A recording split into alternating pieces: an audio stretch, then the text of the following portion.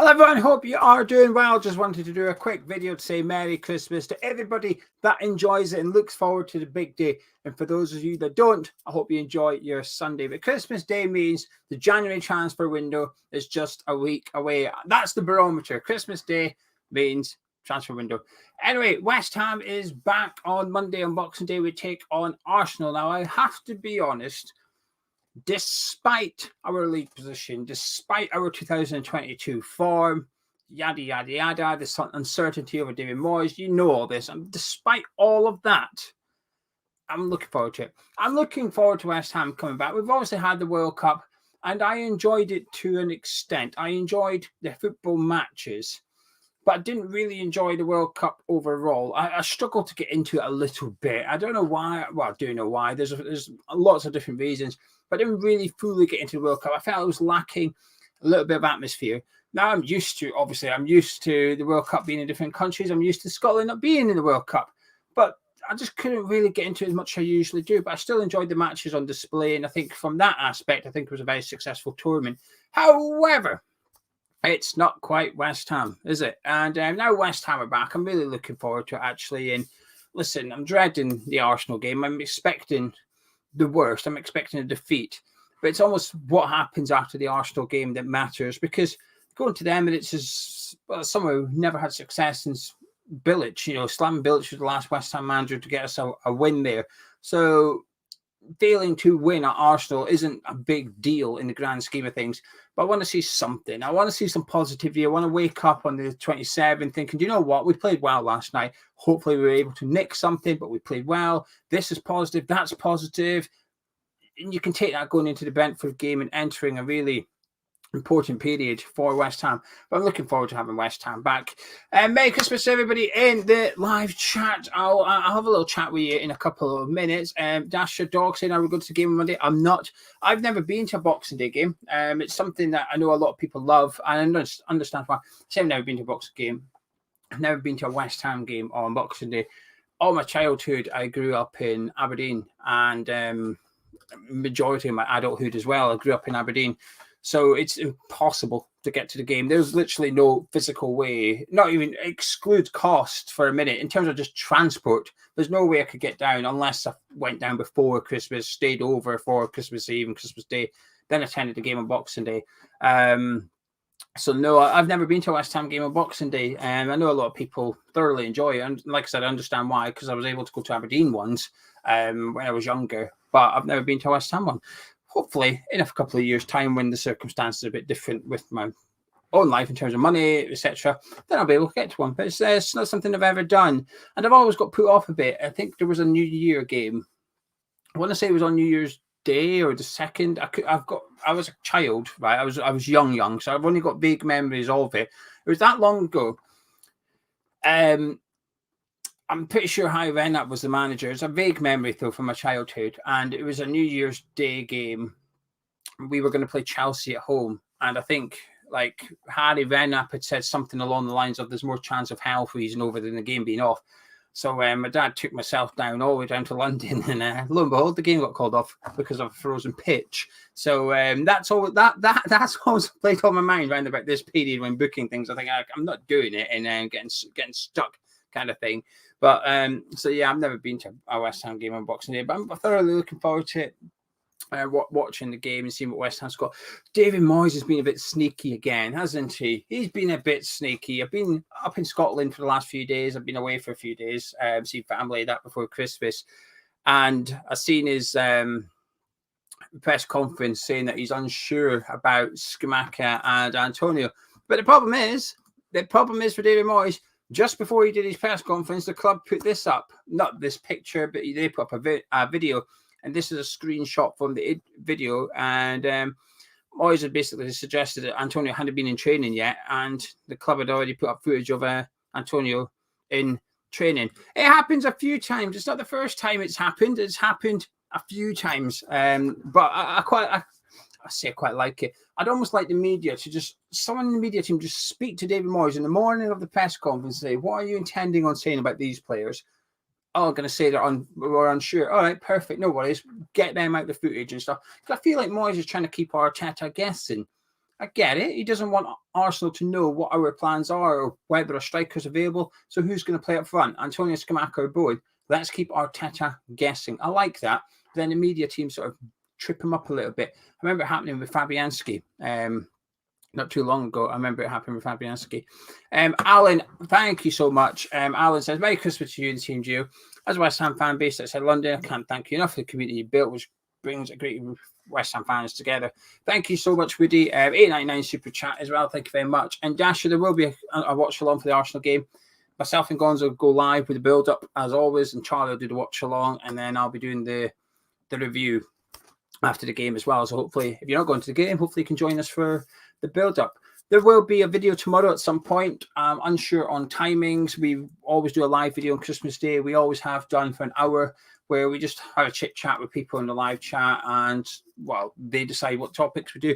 And we do a couple of giveaways. I did actually bring up the item that we're going to give away tomorrow, and I've not brought it to the computer, so that was useful, weren't it? But do you remember the white scarf? We brought out a white scarf with the embroidered claret hammers on it. It's been out of stock all the last few months. Anyway, just before I went to Scotland, so the 21st, 20th, 21st, they turned up. We've got them now, so we've got the white scarves back in stock. So we'll be giving somebody tomorrow.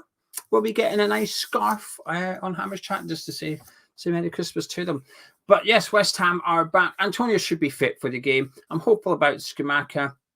And I've sort of, I have to be honest with you, I've got a bit more encouraged when I spoke to Anton Ferdinand. Do you know something? You've made it to 7 minutes now. A little bit of a, because you've tuned into this video and you've listened to it for 7 minutes, got a bit of a treat for you. At the end of this video, on the end slate, this thing pops up. Let me show you. When that thing pops up, on that black box there where the video goes, there's going to be a video. If you click it, it'll take you through to a video I did with Anton Ferdinand.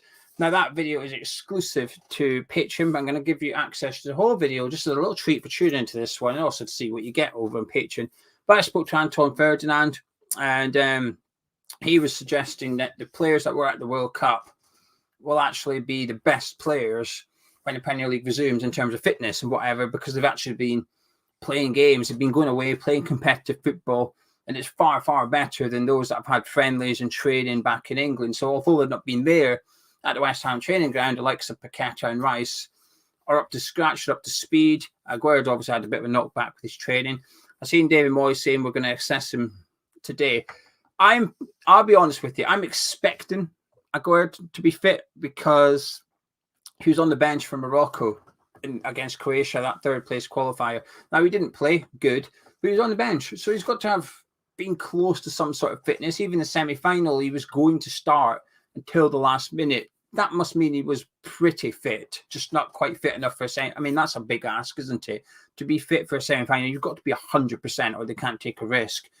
So I think Aguero's okay. I've got a feeling he'll be okay for the Arsenal game as well. And then, like I said, with Rice and Paqueta, their match fitness should be the best out of the squad, really. The disadvantage is most of Arsenal's team were at the World Cup as well. So in terms of sharpness, they should be okay. They should be on it as well. But anyway, let's see what you are all saying. Apart from the old Merry Christmas, I appreciate the Merry Christmas comments, but I just don't want to click on them and read them all out because I'm only going to do five more minutes and then disappear. I don't want it to be a long video.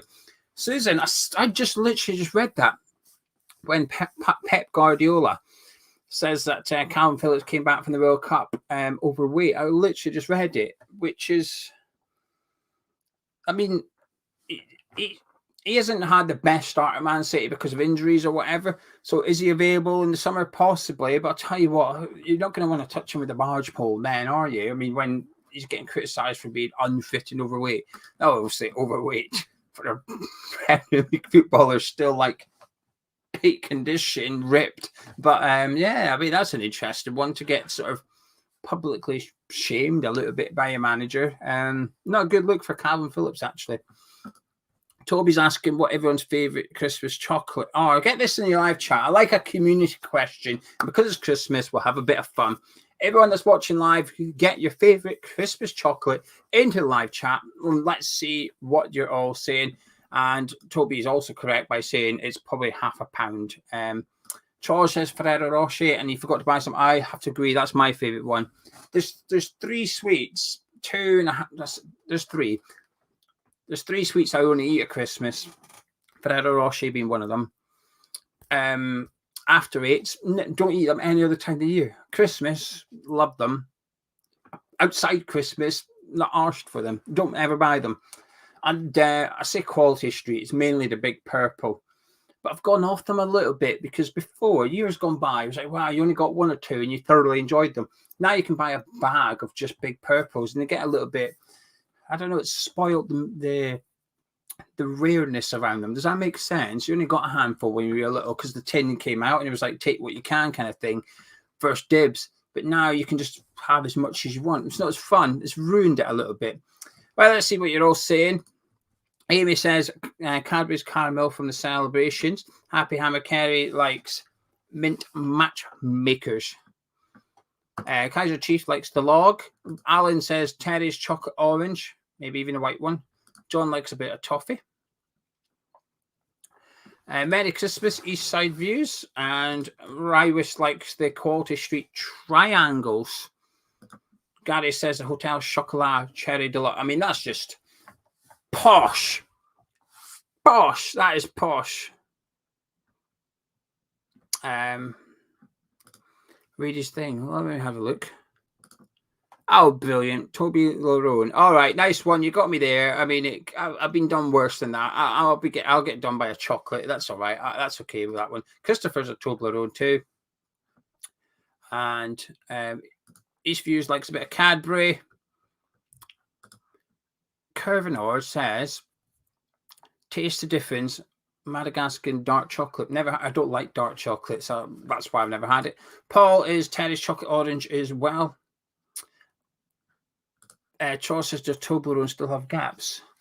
I don't know what you mean by gaps. There's gaps between the triangular peaks, yes, but I think that's the point of it.